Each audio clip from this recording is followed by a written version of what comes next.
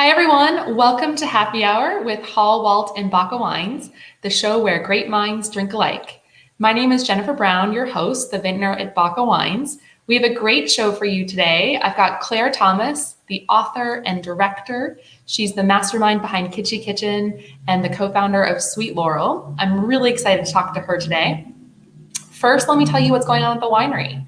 It's a really exciting time for us. It's harvest time, which means we're out there picking the grapes and bringing the grapes in and starting to ferment them to make the wine.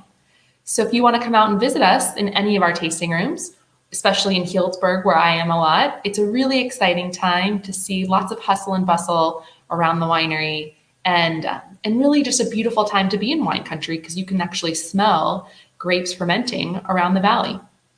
So just a word to the wise for your next trip to wine country. I also want to share some sad news. The actor Willie Garson passed away. I got the pleasure of interviewing him a few months ago. You know him from Sex and the City and White Collar. He was really a gem of a human being, and I feel very lucky to have gotten to know him even for a little bit, and my heart goes out to his family. But without further ado, I'd love to bring on Claire Thomas to talk about all things food, design, and more. Hi. Hey, Jennifer. How are you doing? I'm doing great. Thank you so much for having me today. Oh, I'm so thrilled to be with you. After spending some time looking at your cookbooks and your posts online, I mean, everything is just mouth-watering that you put together. It's incredible. Oh, thank you. Speaking of which, something that I've always been curious about is, what's it like behind the scene when you're food styling? I mean, is it as glamorous as it looks in the picture? Definitely not. Food styling is a really interesting job. So food styling was one of my first production jobs. So before I became director in the food space, I worked as a food stylist, and then I still use my food styling skills almost every day. So anytime I'm touching food, I'm styling it. So for the Sweet Laurel cookbooks, I do all the food styling for that. So it's been a skill that's really never left me. But food styling essentially is making the food ready to be photographed. And back when I started, when I was like a baby, it was at the end of the era where they would, shellac things and burn tires to create smoke and like all this crazy stuff that has nothing to do with food. And my aesthetic and palette is way more organic. I really want my food to look like food. I want texture and color, and to really let the flavors sort of bounce off the image sort of into your mind and into your stomach immediately, so you get excited and enticed to eat it. I love that. But now I know sometimes people use tricks behind the scenes when they're styling. So is all the food edible that you style? Do you ever have to use like hairspray to like make it stay or things like that? I don't know, tape? No, for sure. I mean, what's interesting is I think a lot of people think, especially for commercials, because I've directed commercials for really, really big food brands. And people assume like, oh, that's not real food. And what's interesting is actually the food you present in a commercial has to be exactly the thing you are selling. Down to, oh yes, if you're shooting a burger, it has to be the tomato from that commissary that a consumer would get. Yeah, you don't get to go to like the farmer's market and get a gorgeous heirloom tomato.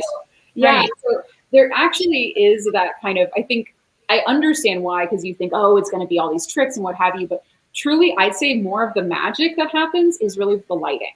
Because that's actually, like, the thing with food styling is you can beautifully style a plate, but if the lighting's bad, nothing will help that. You know what I mean? It's just never going to look great. And inversely, you could kind of just have a plate of like whatever, but if it's beautifully lit, it will actually look pretty good. So I'd say, like, not to discount food styling, but I'd say that lighting and the photography is equally as important when it comes to making sure that the food looks fantastic. That's interesting, but I totally believe that. I mean, I've seen some delicious, I've tried my hand at taking pictures of delicious dishes, but I feel like when I take a picture of it, they turn out terrible in a restaurant. It's anybody who's taken an iPhone photo with the flash on in a restaurant knows what I'm talking about. It's like you can have this incredible meal where, oh my gosh, it looks insane. It's like a piece of art on the plate. And then you take a photo on your phone and you're like, what is this? It looks like someone sneezed, And but it's so much of it has to do with the lighting. And it's funny for me, one of my first jobs starting out was as a restaurant photographer. So I was like food styling and doing restaurant photography.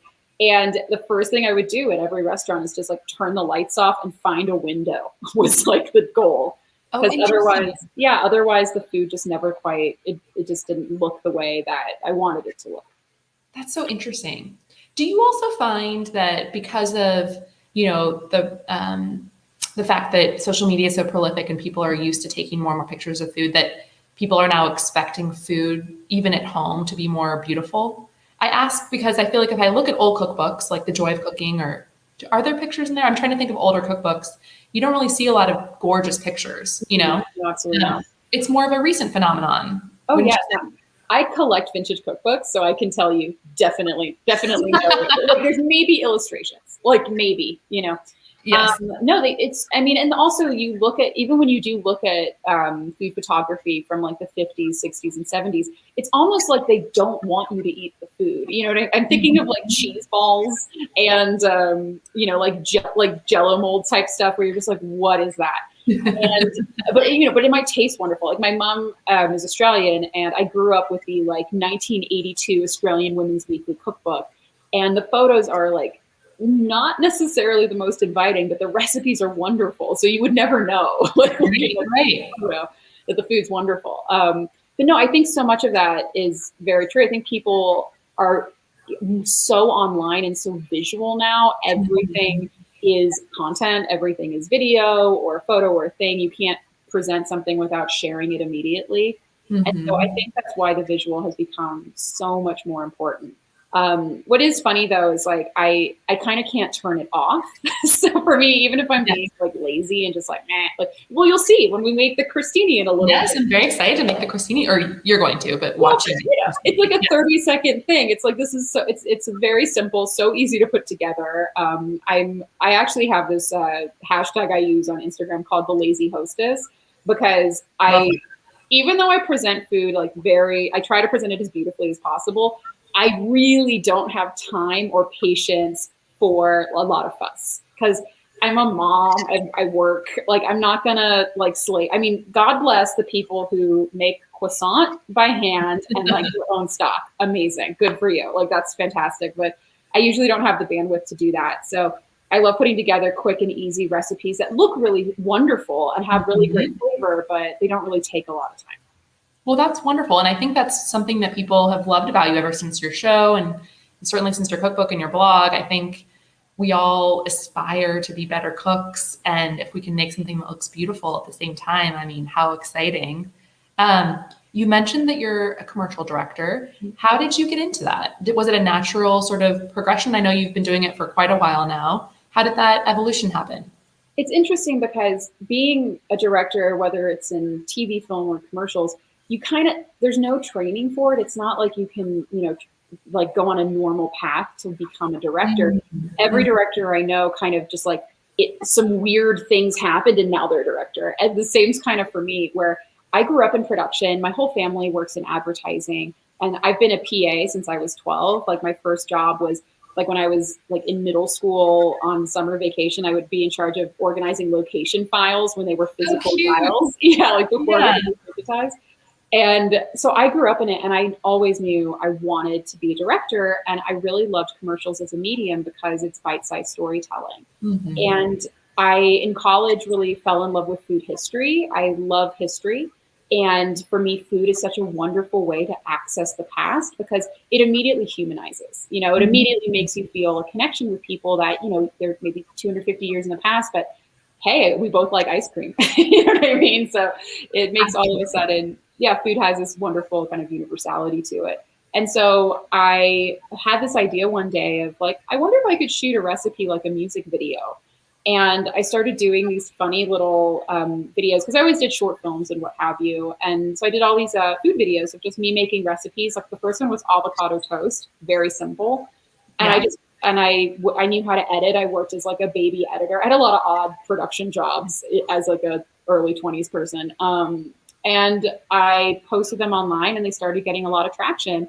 And that's how I got my first commercial, was from these funny little food videos. And I was very lucky where my style, which is very loose and organic, and unfussy was kind of what the marketplace was turning towards. And it's been really fun getting to expand on that too, where now getting to do storytelling beyond the plate has been really great as well. Yeah. No, and speaking of other things that you're sharing, it's been so fun to watch you do redecorating and interior design. Has that been more of a recent passion for you? What's funny, the design stuff has always been an element for my, as a director. Every single time I direct a commercial, I usually have to design a kitchen or a living room or something like that. So production design, yeah, production design is a huge part of it because you're like, it's interesting with, for instance, with a documentary filmmaker, you jump into an existing space with real people and you capture what's happening. On my end, I have to create literally every single thing down to the fork on screen. So I'm choosing like this fork versus this fork, you know? And so for me, I love production design. And during the last couple of years, like, I mean, I've always designed my own projects, but when production really slowed down, I was like, well, you know, I love doing production design, and I had some friends who needed help with their houses. So I've just been doing, you know, a little bit of design here and there for my friends, and it's been really fun. It's been really great to see how people have responded to it.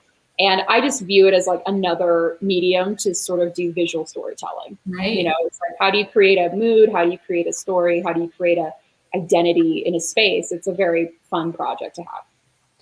Well, you're so creative across so many mediums. And I've read about you that one thing that people really love about you is how positive and unfussy, like you said, and laid back you are. But how do you keep that positive attitude when you're so busy and doing so many different projects? Can you share any tips with the rest of us? Oh my gosh. I mean, I'm trying to think, like, it's interesting because I guess what people might view as positivity, I personally view as, I guess, I would say almost like a disconnection, meaning I don't take things too heavily. Like, meaning at the end of the day, we're talking about food, you know, or we're talking about commercial or saving lives here. Yes. Yeah, or like a bedroom. You know, it's something where, you know, it's when the stuff that you're passionate about really is storytelling.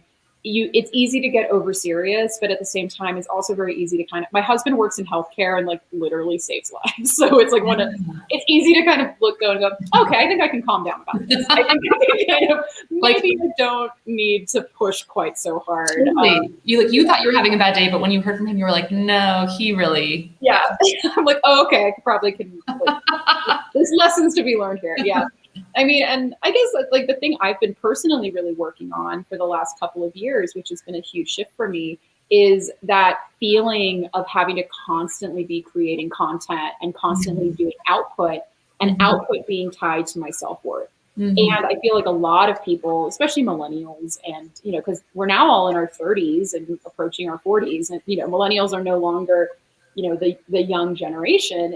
We all are getting a little bit burnt out. And I think with something like food, I actually had a little bit of a moment about a year and a half ago where I kind of stopped liking food. I found it like, I was like, oh my gosh, it's so burdensome. And do I really have to take another photo? And do I have to?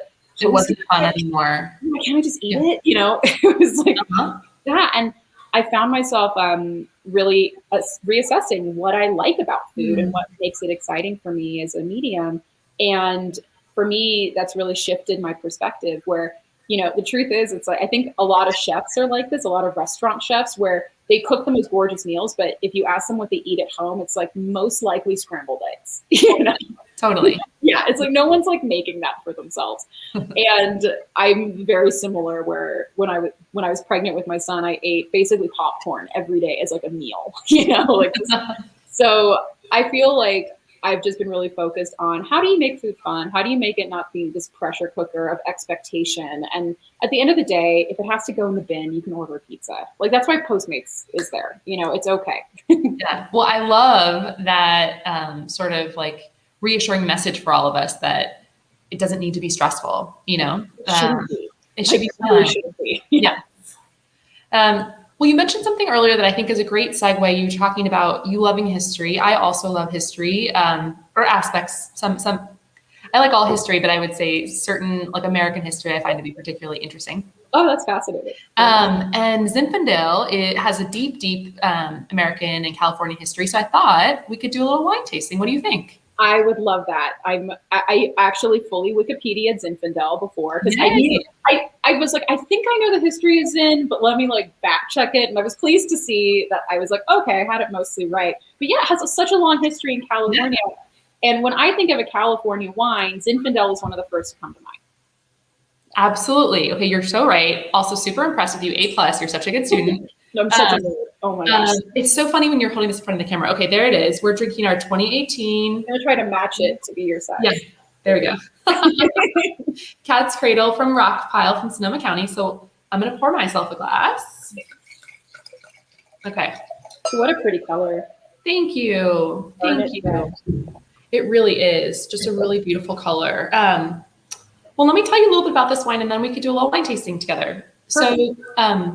So this is our Cat's Cradle Zinfandel. This comes from a really special area called Rockpile, which is a really remote area in Sonoma County. It's very high in elevation. It's got rocky soils. It's very exposed and harsh soils. But what's so great about that is it makes the vines have to struggle, which is a great thing in wine. And so the vines have to dig really deep to find nutrients. And then it produces these really small berries in terms of size. Mm-hmm. And so then what they do is they're more concentrated. You get this deep, beautiful looking color. And it's a more concentrated Zinfandel with a little more tannic structure than some of your other Zinfandels. So, and then, so we were just looking at the color. What I like to do, everyone has their own techniques, but I like to hold a piece of white paper. It's kind of awkward with a computer. I don't have one. You're right. You don't need one. But I'll tell people who are watching this. So I like to look at a white piece of paper so you can really look at it with a neutral background. But you can see it's really dark in color. Mm-hmm. You can't see through it, which shows you the concentration. And it still has concentration how long the skin sits on it? Is that basically what that gives it the concentration? It can come from both things. It can come from the skins and the skins themselves, but it can also come from the contact length. So, so when you have a higher ratio, when it's a smaller berry in terms of size, you have a higher ratio of skin to pulp. Mm-hmm. So that already gives you a higher concentration of flavor. That makes sense, yeah. But then also the longer it sits on the skins gives it a darker color. So, you can make rosé with just a little bit of contact with the skins, and then the longer it sits on them, the darker it can get up to a point. Mm-hmm. If you have really light-skinned grapes that are light in color, you can't really get much color at all. But yeah, that's a very good question. So then we'll smell it. So for those of you guys who are drinking with us at home, some things that I like to do is think about flowers, anything floral that I get, any fruit flavors, and then any spice. Those are kind of things I always jog my memory to think of before I smell the wine. This is the fun part because it's like, this is where all the creativity comes out. Yes, it's so true. And I feel like, you can get some of the best sommeliers in the world next to each other and they'll all have different ideas of what they smell. So it's so fun, for us to both share our experience because it'll be totally different with the same wine. No, totally. It's really interesting. So for me, I get a lot of blackberry, maybe a little bit of blackberry jam on it. And I also get some spice on the nose, like maybe a little bit of clove. I don't know. What do you think? I'm getting, I don't know if this is just in my head, but I'm like from a floral perspective, I actually am getting a little bit of crushed violet, like just off the top. I totally agree with you. I think there is a really nice floral scent to it. Yeah, and I'm also obsessed with that flavor and scent. So it's one of those things where it kind of triggers memories for me immediately. Yeah, I totally agree with you. I'm getting like a little bit of like a Santa Rosa plum, like kind of a plummy kind of quality, which I think of a plum, it also has sort of, even though plums technically don't have spice in them, there is that like spice connotation, I guess. I feel like I definitely see the clove. I guess the phrase that comes to mind is more like spice box. So meaning not like cinnamon or anything too overpowering, but definitely like that lovely kind of woody smell of like a melange of spices, like, I agree with you. Christmassy vibes. Totally. Christmassy is a great description. Like I could even see like a potpourri that you would get for Christmas, where you get those really nice different smells in it. Mm-hmm. Wonderful. Well, what do you think? Should we taste it? Oh, definitely.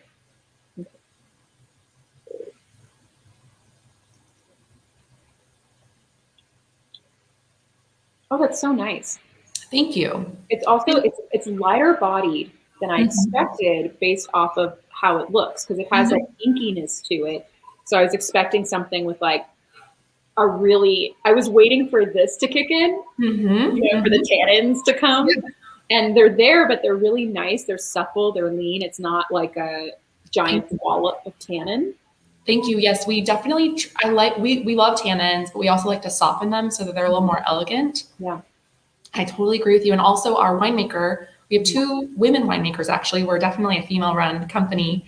Allison and Megan, they put this both in oak, so in wood barrels from France, but also a little bit in amphora, which is a technique that's been around for a long time, but that can also soften out the tannins a little bit more, which we like because these come from a really high elevation, so it can be kind of overpoweringly tannic. So we like to make them that silky flavor that you're getting. No, it really is. Silky is a wonderful, wonderful word for it. I am getting that blackberry, but I would add like the caveat of like fresh blackberry. Rather, like the difference between like a cooked blackberry or something that it almost is like a candied, kind of fruit quality, where there's a denseness to it, but this has that like that brightness, a little bit of tartness, that juiciness. Like it really has all of it. I was just gonna say I get that juiciness for sure. The juicy blackberry that's like bursting in your mouth, kind of. For sure. No, it's really yummy. This is not that I'm biased, but I love this. I mean, I love Sonoma wines in general. And for a Sonoma Zinfandel, I have like certain expectations, that it's going to be a little bit of like a big kind of, like a bigger wine. And this is so elegant, and it's very refined and very, it's not oversized for a Zin, which I really appreciate. So I really want to know though, why, like what drew you guys to Zinfandel? Like what is about the grape that you thought would be, the perfect playground for you guys? Oh, thank you. Well, Zinfandel has a rich history in California. It's really America's quintessential grape. So we liked the idea of preserving it. We both of us love history. But also for me personally, it's been a labor of love because my grandparents first got us into the business, and some of their original vineyards were Zinfandel. And my mother started with our Hall winery, which focuses on Cabernet. But when I started BACA a few years ago, I thought it would be just a really wonderful full circle for me personally to start a Zinfandel vineyard, a Zinfandel brand in honor of them. Oh, that's lovely. Well, and did you name the wine too? I did. So all of our wines are named after games because life is too short not to have fun. I love that. And this one's called Cat's Cradle. We call it Cat's Cradle because, as I mentioned, it's from a really high elevation and the hillsides are really steep and they look like the triangle shapes in the children's game, Cat's Cradle. If you've ever played the string game. I used to do that. I mean, I couldn't do it for you now, but I used to, when I was in like 3rd or 4th grade, my sister and I really got into Cat's Cradle. We had like books, where we would practice. Well, because it's not easy. It's like a very advanced move. It's so funny, but it's just like, when I think about playing Cat's Cradle, I also am like, did we also play with like a hoop and stick? Like, it's just there's like a very rudimentary kind of like, yes, you must have really needed a toy. But I love that. And I love like how even on the label, there's a little bit of that reference. Oh, you are definitely a design person that you noticed that. So, well, I do all Sweet Laurel's packaging, so I'm always like every label like I have. I know.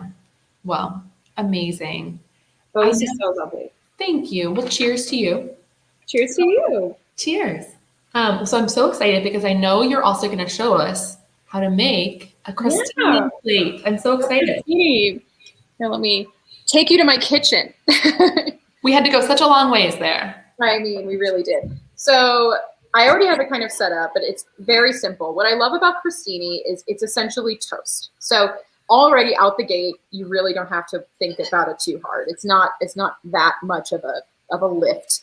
So what I have here, this is one of my favorite things to do for a cheese board, is roasting grapes. What happens is, I mean, just look at that already. This is just roasting it for like 15 minutes at 400. All it does is it concentrates the sugars and the flavors. So imagine somewhere between a fresh grape and a raisin. That's basically what we're creating. So you end up getting this really wonderful concentrated flavor. So I'm just going to use a fork and pull off some of these grapes. And we're just going to kind of lightly smash them onto our toast. So we're not, you know, once again, like this is such an easy, simple, like takes a minute and a half to put together kind of thing. And did you put anything on the grapes before you roasted them, or you put them in just as is? I put a tiny drizzle of olive oil just so that they wouldn't stick to anything. But that was it. Like you can, if you wanted to, if you really wanted a sweetness, you could add something like a little, you know, bit of like Moscato, like sugar on top or something like that. You could add some maple syrup. Also, if you want to do something a little more savory, like if I was serving this with like goat cheese and balsamic, for instance, maybe I would have put like a little bit of salt on top just to kind of, once again, concentrate those flavors. This is so beautiful, Claire. I'm just impressed. Just whipped it together. So easy. Okay, so here's like the fun part. So we're just going to put a tiny little piece of brie on top. Okay. Of each of them, which I love brie. Any melty cheese will do though. And then we're just going to do a drizzle of honey. And then this is where we get to be very fancy. I mean, you could just eat it like this and it would be delicious. But one of my favorite things about Sonoma wine is that kind of scorched earth flavor, that really wonderful smokiness that you get. So this is going to give us that. Oh, so exciting. I know, look how fancy. You can also just broil this under a broiler for, 30 seconds. But what we're doing here is we're actually burning the honey and we're burning the edges of the brie. So you end up getting something like this. Oh, wow. Which, I mean, out the gate looks incredibly fancy. Gorgeous. You serve that to a guest and they think you've really put in a lot of effort. But, we know the secret. Shh, it took 10 seconds to put together. No one needs to know. And that's it. So I'm going to let it cool for like a beat so I don't scald the roof of my mouth. Well, I would think that would be just a beautiful pairing. I mean, the richness of the brie with the Zinfandel. Yes. And the grilled, did you say they were grilled or broiled grapes? Grilled? I just put them in the oven. I just roasted them. Just roasted. Yeah. Roasted. Oh. All right, I'm going to do the taste. I'm going to do a pairing, and let's see what we think. I think it's really the only very top layer that's hot. The rest of it's just kind of gooey. Okay, don't burn your mouth. It's so yummy.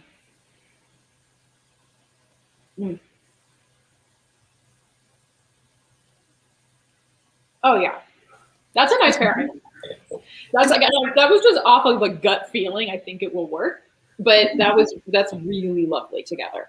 Well, I was gonna say I'm super impressed. I mean, you're obviously a professional, but obviously, I would think like the richness of the Zinfandel plus the acidity, because it's still a nice acidity, would cut through the fat of the brie too. Yes, it's really lovely together. Brie is not actually the easiest cheese to pair with wine. It's funny, like people. I mean, most of the wines that I find pair best with cheeses, and especially ones that are very rich, are usually like champagnes. Like the perfect pairing to me is like a Briat Savarin with like a very dry champagne. It's like, yes. So you got the salt and the fat, potato chips too with champagne. But potato chips and champagne, so good. The greatest of all. Yes. But with red wines, it can get a little tricky because the red wine has so many, it's like pairing something with chocolate, it's like, how do we make sure these flavors don't get overwhelmed or muddled? You want to make sure they actually complement each other. And this is really nice because you have those fruit flavors that are a little roasted and concentrated, which you expect to find in Zinfandel. And then you have a little bit of sweetness and the richness from the brie, like you said. But then it's the toasting that sends over the edge, because that gives it this like burnt kind of, I know bitter sounds like a bad thing, but in this situation, it's wonderful. It gives it an edge. And that's such a lovely kind of complement with the wine, because the wine has a lot going on, but it really works well with this flavor. Oh, well, I don't know about you guys, but that made me very hungry. You gotta make it now. I'm going to make that. That looks so good. You can open a sandwich, basically. Oh, Beautiful. Oh, look, someone else, Tamara Chioni says, I'm getting hungry too. So good. Well, thank you so much, Claire. This has been so fun. I feel like I could just sit and talk to you for hours. So This lovely. is really lovely. For those of you guys who maybe don't know Claire but want to check her out more, go to her Instagram at Claire Thomas. She's got all kinds of awesome recipes and tips and tricks to share about everything from design to food and more in life. Claire, do you have any words of wisdom to share with folks before you take off? Oh my goodness. Well, I just want to say thank you so much for having me on. I mean, women-owned businesses as a, Thank you. business owner Yeah. myself. I really respect everything you're doing, and especially having a family-owned business as well. It's such a wonderful way to continue the history and bring history forward through delicious wine. So thank you so much for having me on. Oh, thanks, Claire. What a pleasure. Hope to see Cheers. you. Cheers. Well, what a fun day. I don't know about you guys, but I'm really excited to go out there and find some Nebbiolo grapes and roast them in the oven and put them on a crostini and pull out my old creme brulee fire stick and make something hopefully half as beautiful as what Claire put together for us. But that was a great show. I had so much fun with you guys. Please be sure to follow us at BACA Wines and our other accounts to check our other future happy hours. And in the meantime, cheers to your next adventure and the wine that binds your glass.